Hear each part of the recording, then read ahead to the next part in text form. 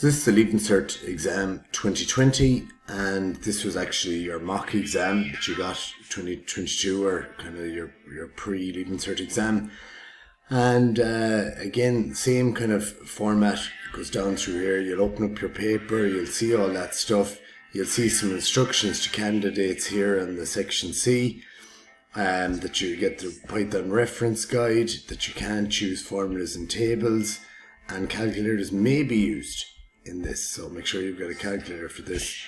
And of course you've got some stuff.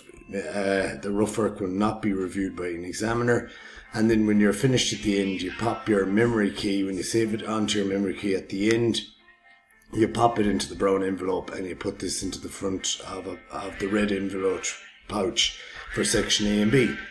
So that's all the dotting the I's and crossing the T's. And as I say here, this is question 16, and a password strength meter is a mechanism that can be used to safeguard against setting weak passwords.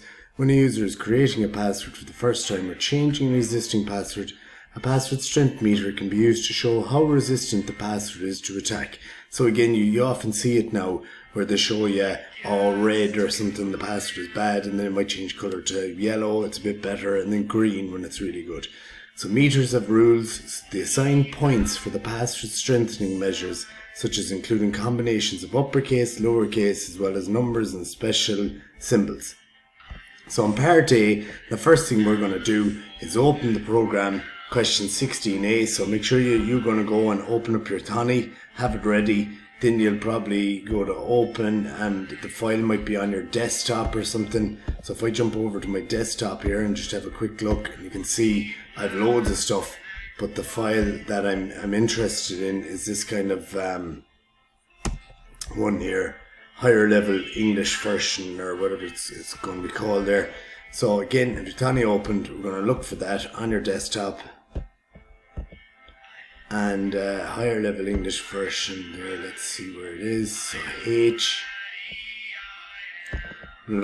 open up question 16A, and immediately on doing that, source code is shown, so that's fine. But before making any changes, you should save it as your candidate number question 16 underscore A. So what we do is we can just go file, save as, and put in your exam number immediately at the start, 1, 2, 3, 4, 5, 6, or whatever your exam number is. And now we're ready to rock and roll. So see ya in the next video for answering the solutions.